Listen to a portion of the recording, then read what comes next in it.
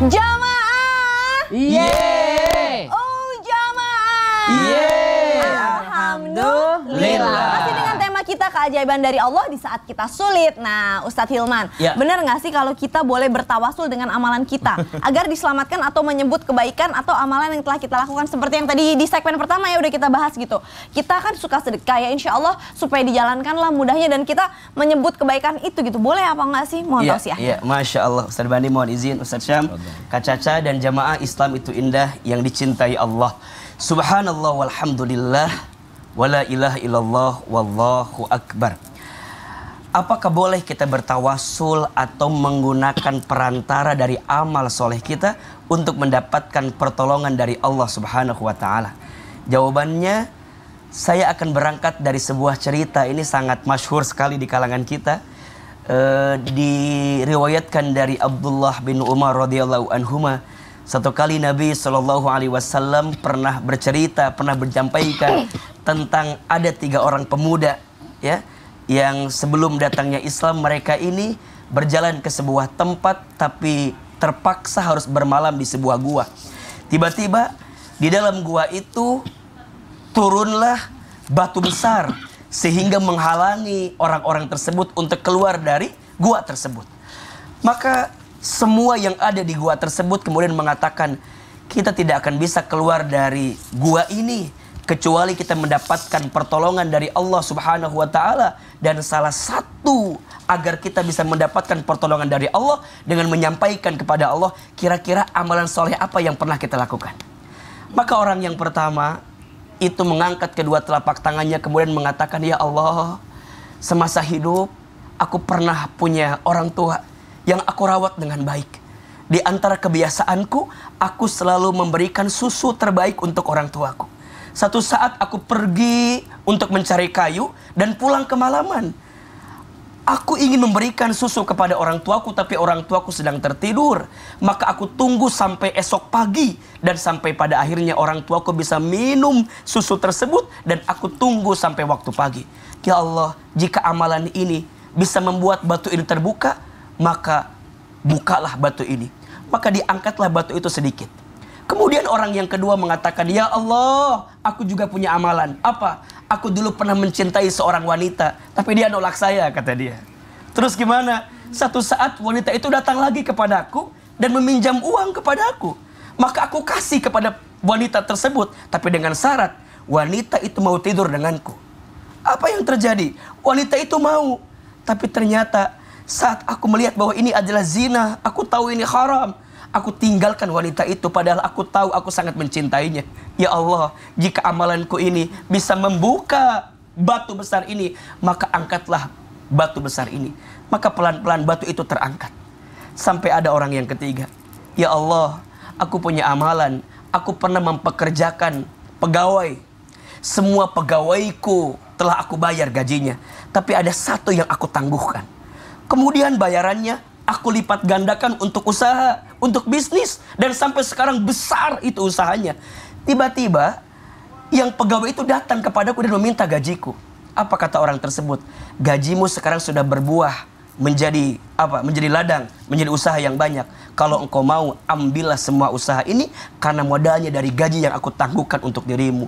Ya Allah, jika amal ini bisa membuka batu yang besar ini, maka tolong angkatlah batu itu. Singkat cerita, akhirnya batu itu terangkat dan orang ini bisa keluar dari gua tersebut. Masing-masing pemuda ini menceritakan tentang amalnya. Apa poinnya? Amal soleh kita bisa kita hadirkan dalam hidup sebagai bentuk kebaikan yang akan mengundang datangnya kebahagiaan dari Allah Subhanahu wa ta'ala, keajaiban dari Allah Subhanahu wa ta'ala. Maka kembali kepada poin yang tadi, teruslah beramal soleh, beramal karena Allah Subhanahu wa ta'ala. Jika ada orang miskin yang sedang susah, bantu. Boleh jadi nanti kita dimudahkan karena ada orang miskin yang kita bantu itu. Kalau ada orang sulit yang sedang sempit, maka lapangkan. Boleh jadi kita dilapangkan hidupnya karena ada orang sempit yang kita bantu itu. Maka amal soleh kita bisa digunakan untuk bertawasul agar mendatangkan keajaiban dari Allah Subhanahu wa Ta'ala. Masya Allah, tabarakallah. Karena emang zaman sekarang orang tuh takut miskin kalau bersedekah. Padahal nggak ada orang sedekah jadi miskin ya. Karena kan kita dari kecil didoktrin kalau mau kaya nabung dari kecil. Jadi uangnya tuh kita kekep aja gitu. Tapi padahal harusnya kalau mau kaya banyak sedekah. Gak ada orang miskin karena sedekah dan tidak ada orang kaya raya karena judi. Ini banyak bola kan? Nah, tolong dicatat ya jamaah ya. Baiklah. Dan dalam hidup Kak Caca ada filosofi namanya terima kasih. Oh, jadi kita terima kasih. Seberapa banyak yang ingin kita terima tergantung yang kita kasih. Nah, tuh jangan pelit. Ayo keluarin dompetnya. Ayo udah jangan takut, Allah yang jamin rezekinya insya Allah ya. Nah, nih guru-guruku ada satu keajaiban yang pengen kita lihat nih. Kita saksikan sama-sama dalam tayangan yang berikut ini. Subhanallah, Ustaz Syam benar ya, bantuan dari Allah itu keajaibannya datangnya kadang-kadang suka tiba-tiba dan nggak masuk akal.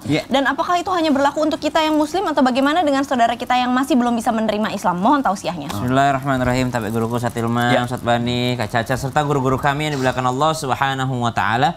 Nabi SAW kalau lagi dalam keadaan sulit atau dalam keadaan sedih itu senang dihibur oleh Allah Subhanahu wa Ta'ala dengan kisah-kisah orang terdahulu. Jadi kebanyakan isi Al-Quran itu memang bercerita tentang kisah-kisah orang terdahulu karena Nabi dihibur dengan hal tersebut. Nah, kalau Nabi SAW saja dihibur dengan kisah-kisah, kenapa kita tidak belajar daripada kisah-kisah yang ada tentang bantuan Allah Subhanahu wa Ta'ala kepada hamba-hambanya?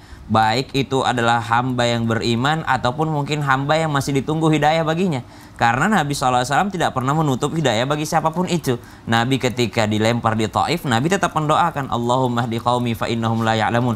Ya Allah berikan petunjuk kepada mereka. Artinya ya Allah berikan keselamatan kepada mereka. Jangan dihukum dulu, jangan diadab dulu sekarang ya Allah. Siapa tahu dari mereka lahirlah orang-orang yang akan membangkitkan Islam. Jadi kalau ditanyakan apakah khusus muslim atau untuk semua makhluk Allah Subhanahu wa Ta'ala, karena semuanya makhluk Allah yang dicintai oleh Allah Subhanahu wa Ta'ala, maka semuanya diberikan pertolongan oleh Allah Subhanahu wa Ta'ala.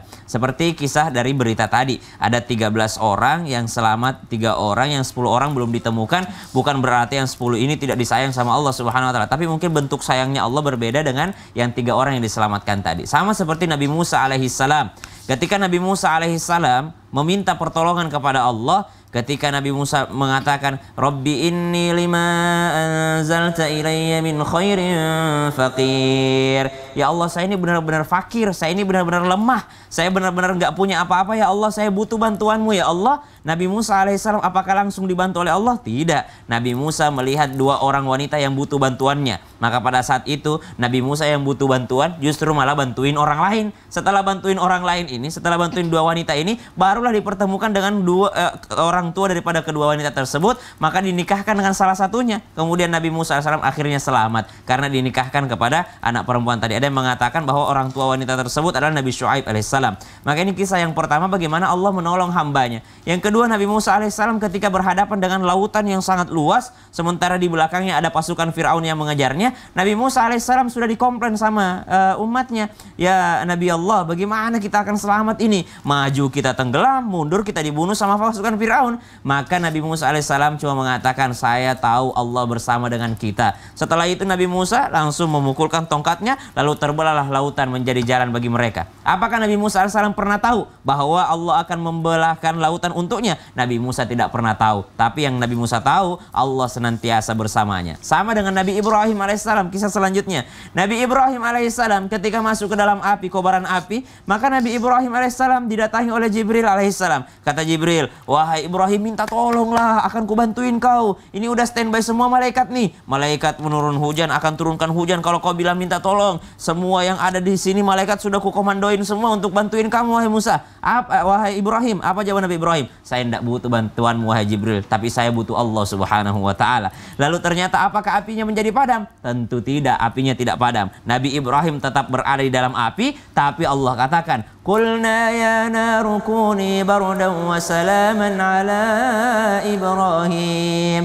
Apinya tidak padam, tapi zat apinya berubah menjadi dingin dan menyelamatkan bagi Ibrahim alaihissalam. Bantuan Allah kadang-kadang kita lihat, kita pengennya jadi kaya tapi justru Allah bantuin kita jadi sesuatu yang lainnya. Kita pengennya lulus di sini tapi ternyata bantuan Allah dengan bentuk yang lainnya. Ketika bantuan Allah datang dengan bentuk yang lainnya, apakah Allah tidak mendengar doa kita? Justru Allah mendengarkan doa kita karena Allah paling tahu apa yang kita butuhkan. Pada saat itu Allah tidak memadamkan apinya Nabi Ibrahim, tapi api itu tetap ada, namun zatnya yang berubah. Kadangkala Allah tidak menyelamatkan seseorang dari bencana, tapi dari bencana tersebut manusia itu belajar akan hikmahnya. Apa hikmahnya? Justru semakin khusyuk dia beribadah kepada Allah Subhanahu wa taala. Justru semakin sangat dia ingin bertaubat kepada Allah Subhanahu wa taala. Kalau nggak dikasih bencana, mungkin saja dia senantiasa lupa kepada Allah Subhanahu wa taala. Wallahu taala alam. Masya Allah, tabarakallah. Itu perlunya kita mentadaburi kisah-kisah dalam Al-Quran. Iya, Nabi Muhammad sedih dikasih kisah. Nabi Muhammad sedih. Kenapa kita nggak belajar kisah? Nah,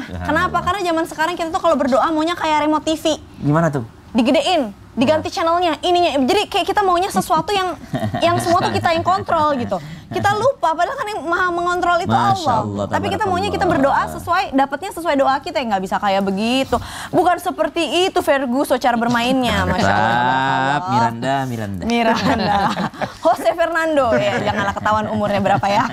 Baiklah, Ustadz Bani berbicara tentang tadi bagaimana mendatangkan keajaiban dari Allah. Ikhtiarnya kita tuh harus apa aja. Ada nggak sih doa yang katanya kalau kita lagi bener-bener ngerasa susah banget, baca doa ini deh, insya Allah semuanya gampang udah. Ikhtiar kita udah masih susah, baca doa ini deh. Apa sih itu doanya? Mohon tausiahnya. Masya Allah, mohon izin guru kami Ustadz Hilman, Ustadz Syam, Mbak Caca dan guru kami dimanapun berada. Sebetulnya banyak doa-doa yang bisa kita baca supaya Allah Subhanahu wa taala menghadirkan keajaiban-keajaiban dalam kehidupan kita. Tapi ada salah satu doa yang dimuat oleh Ibnu Hajar Al-Asqalani dalam Al-Futuhat Ar-Rabbaniyah, diriwayatkan oleh Al-Baihaqi dari Anas bin Malik radhiyallahu anhu warḍah. Nabi SAW mengajarkan doa kepada kita, Allahumma la sahla illa ma ja'altahu sahla wa anta ja'alal hazna idza syi'ta sahla. Ya Allah, tidak ada kesulitan dalam kehidupan kita ini dan tidak ada kemudahan kecuali itu Allah, Engkau yang memudahkannya. La sahla illa ma ja'altahu sahla. Tidak akan dapat kita kemudahan dalam pekerjaan, dalam rumah tangga, dalam urusan bisnis, dalam keseharian, dalam perjalanan apapun itu, kita tidak bisa mendapatkan kemudahan-kemudahan, keajaiban-keajaiban kecuali Allah Subhanahu wa taala yang memberikan keajaiban-keajaiban dan kemudahan-kemudahan itu. Wa anta ja'alal hazna idza syi'ta sahla. Dan Engkau ya Allah sangat bisa, sangat mampu menjadikan kesulitan sebesar apapun itu, serumit dan sesulit apapun, kalau Engkau mau jadi mudah. Gampang buat Allah Subhanahu wa taala. Mudah buat Allah melelehkan gunung, meruntuhkan langit, menghancurkan jagat raya. Buat Allah itu hanya dengan matuyatum biyamini, dengan segenggam tangan, satu tangan aja semua nih jagat raya susunan tata surya ini hancur lebur dengan genggaman tangan kanan. Apalagi hanya sekedar mohon maaf ngasih kita rizki, mudahkan kita dalam urusan, mohon maaf memberikan anak keturunan kepada kita. Buat Allah sangat mudah. Maka mohon dan mintalah kepada Allah Subhanahu wa taala. Tapi doa saja nggak cukup. Memang ada yang mengatakan usaha 99%, 1%-nya doa. Ada sebagian yang membalik lagi. Justru 99% itulah doa, 1% itulah usaha. Terserahlah mohon mana yang kita ikut. Yang jelas doa tidak bisa berdiri sendiri, harus diiringi dengan ikhtiar. Maka tadi guru-guru kita sampaikan, semua kebaikan dan kemudahan yang kita dapatkan itu erat kaitannya dengan kebaikan dan kemudahan yang kita berikan ke orang lain. Maka tadi guru kita Ustaz Hilman mengatakan, Allah itu ngasih bantuan kalau kita ngasih bantuan ke orang lain. Wallahu fi aunil abdi madamal abdu fi auni akhihi. Allah pasti akan bantu kita selama kita mau bantu orang lain. Makanya dalam Al-Qur'an selalu kata rizki itu dalam bentuknya plural, dalam bentuk jamak. Rozakna, kami telah beri rizki, atau narzukukum, kami yang memberikan rizki. Kenapa? Allah kan tunggal, kenapa harus pakai kami? Memang mayoritas ulama mengatakan li ta'zim, untuk menunjukkan kemahaagungan Allah Subhanahu wa taala. Tapi sebagian ulama mengatakan lil musyarakah, karena Allah ingin melibatkan tangan-tangan lain dalam proses dapatnya rezeki kita itu. Kita memang uang masuk ke saku kita, tapi ada sekian keringat yang telah keluar untuk sampai rezeki ke saku kita. Masya Allah. Kita dapat harta, ada sekian banyak orang yang terlibat, nggak ujuk-ujuk dari langit, pleng, masuk kantong, masuk ke rekening, enggak. Ada keterlibatan banyak orang. Maka ketika saudara-saudara kita membutuhkan, jangan lupa sisihkan sebagian harta kita untuk membantu mereka, supaya kemudahan itu datang.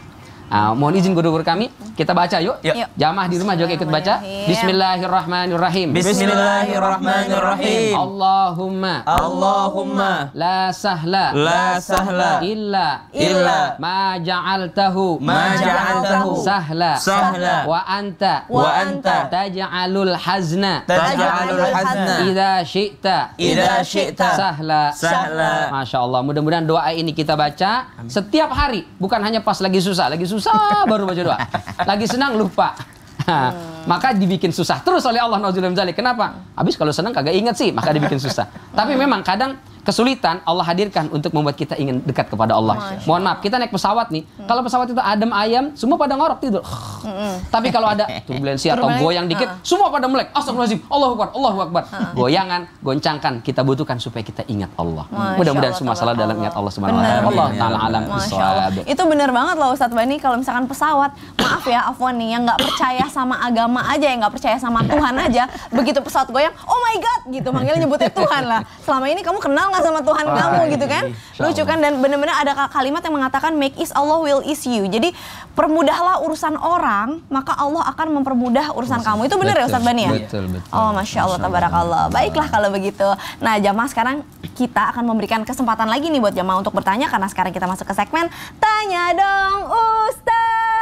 Kami semua tanya dong Ustadz. Dari hamba Allah, Assalamualaikum Ustadz. Rencananya saya menikah minggu lalu dengan pasangan saya. Lalu 3 hari sebelum menikah, calon suami saya terbukti selingkuh.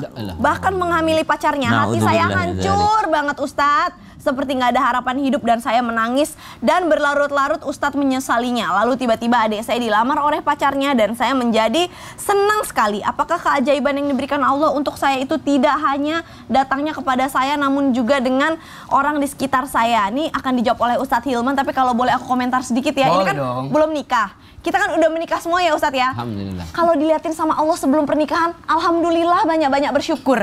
Daripada dilihatin di dalam pernikahan, pusing itu pala ya kan. Alhamdulillah kalau menurut saya. Tapi nggak tahu kalau menurut guru kita Ustadz Hilman, silahkan mohon tausiahnya. Serbani, mohon izin, Ustaz Syam, Kak Caca, jamaah Islam itu indah yang dicintai Allah. Subhanallah walhamdulillah wala ilaha illallah wallahu akbar. Untuk yang bertanya, semoga Allah berikan kelapangan hati. Amin. Berikan kelembutan hati, berikan ketenangan dalam perasaan. Dan semoga Allah hadirkan pengganti yang jauh lebih baik. Amin. Lebih soleh, lebih ganteng, lebih kaya. Amin. Ya minimal kayak Ustadz Syam lah. Rezekinya banyak banget Ustadz Syam, Masya Allah. Masya Allah, tabarakallah. Pelajaran apa yang bisa kita ambil? Setidaknya 3. 1, jangan terlalu berharap kepada manusia. Berharap kepada manusia itu patah hati yang disengaja. Status hari Selasa itu. Hari Rabu statusnya apa Ustadz? Silakan. Banyak orang yang bilang begini, Ustadz, saya disakiti oleh orang lain. Saya bilang enggak. Tidak ada yang menyakitimu. Kamu hanya tersakiti oleh harapanmu sendiri. Masya Allah. Status hari Rabu. Status hari Kamis, mainkan Ustadz Hilman. Belajar dari kajian pagi ini, jangan menggantungkan harapan kita kepada selain Allah, karena pasti akan sakit hati. Yang bertanya terlalu berharap orang ini akan jadi sosok yang wow, tapi ternyata menyakiti kita. Terus gimana? Maka hikmah yang kedua, memintalah kepada Allah agar diganti dengan sesuatu yang lebih baik. Memang kadang-kadang kita butuh ya getaran tadi, guncangan tadi, ada kesulitan yang kita rasakan, ada kesedihan yang kita harus terima. Karena boleh jadi memang sesuatu yang terlambat datang itu boleh jadi adalah cara Allah menyelamatkanmu dari sesuatu yang tidak baik. Boleh jadi sesuatu yang tidak hadir dalam hidupmu itu boleh jadi adalah cara sayangnya Allah kepada kita. Karena kalau kamu tadi kata Kak Caca, kalau kita ngotot, ya Allah aku pengennya ini, kita nggak pernah tahu bahwa jadi orang ini akan menyakiti kita pada satu saat nanti. Maka bersyukurlah Allah buka dia sebelum pernikahan. Ya, Allah mematahkan hatimu bukan untuk menghancurkanmu, tapi Allah mematahkan hatimu karena Allah ingin menguatkan hatimu sehingga nanti engkau bertemu dengan orang yang bisa membahagiakan dirimu. Masya Allah. Dan ini poin yang harus kita rasakan. Maka apa kuncinya? Doa. Udah jawabannya doa. Banyak doa sama Allah. Ingat ya, doa itu seperti payung. Payung itu tidak bisa menghentikan hujan, tapi payung bisa menjaga kita dari derasnya hujan. Masya Allah. Itulah doa. Doa itu tidak bisa membuat kita hilang dari masalah, tapi setidaknya dengan doa kita bisa tetap tenang walaupun dilanda masalah. Masya Allah. Itulah kekuatan sebuah doa. Maka Nabi menyampaikan ad-du'a'u silahul mu'min. Doa itu senjatanya orang beriman. Maka nanti yang ketiga, cara Allah membalas kebaikan kita dengan kesulitan yang kita rasakan. Dengan cara apa? Allah bahagiakan orang sekitar kita. Tadi betul, adiknya dilamar. Iya betul. Nanti orang tuanya mungkin dapat tender bisnis yang luar biasa. Nah, kita kudu senang dengan kesenangan orang lain gitu loh. Maka jangan punya sifat SMS ya. Apa tuh? Susah melihat orang senang, terus senang melihat orang susah. Jangan. Harusnya senang melihat orang senang, sedih melihat orang sedih, susah melihat orang susah. Status hari Kamis itu. Karena kadang-kadang yang menghambat keajaiban dari Allah itu datang karena hati kita yang kotor. Maka mohon maaf nih, kadang-kadang ada kebiasaan kita ini. Tetangga beli kulkas, kita yang kedinginan. Betul. Tetangga beli kompor gas, kita yang kepanasan. Iya betul. Iya. Tapi itu memang jadi penyakit masyarakat. Penyakit. Makanya gimana? Yuk bersihkan hati. Kalau ada kebaikan orang, senang. Kalau ada kebahagiaan orang, kita senang. Insya Allah hati yang lapang, hati yang bahagia dengan kebahagiaan orang lain akan mengantarkan kebahagiaan untuk kita. Maka yang bertanya, jangan sedih ya. Jangan merasa tersakiti. Jangan merasa terluka. Ya nggak apa-apa, bertahan terluka dalam keadaan yang sekarang kita rasakan. Boleh jadi ada rasa manis yang sedang Allah siapkan. Maka kalimatnya harus positif, harus baik. Jangan membenci takdirnya Allah gitu ya. Karena tidak sedikit di antara kita yang suka, ya Allah kenapa aku udah begini. Udah, Allah maha tahu, Allah lebih tahu, kita tidak tahu. Maka jangan sok tahu. Status hari Jumat, tahan Ustadz. Masya Allah, jazakallah khair. Tinggal status hari Sabtu sama Minggu nanti ya. Sebentar ya Ustadz ya, baiklah. Ini ada lagi nih dari Instagram @agungugwe44. Assalamualaikum Ibu Caca, saya tukang bakso langganan dulu yang jualan deket rumah Bu Caca katanya. Kak Caca, kenapa nggak beli bakso saya lagi sih? Ya Allah, karena saya sekarang sudah pindah ke Kabupaten Kendal Ferguson gitu. Di Jakarta cuma buat syuting doang. Belum nyambung, saya kayaknya umurnya belum nyampe sih itu. Maksudnya Ferguson? Iya, saya juga tadi agak bingung. Ini apa sih maksudnya? Waktu ada ini Ustadz lagi kuliah di Libya. Oh iya, Ustadz lagi belajar. Lebih bagusan belajar sih daripada nonton Ferguson. Ustadz, ya kan belanja bukan buat diri kita doang. Itu jadi, udah komen tadi, mestinya belanja online. Oh iya, beliin buat tetangganya kan sedekah. Iya.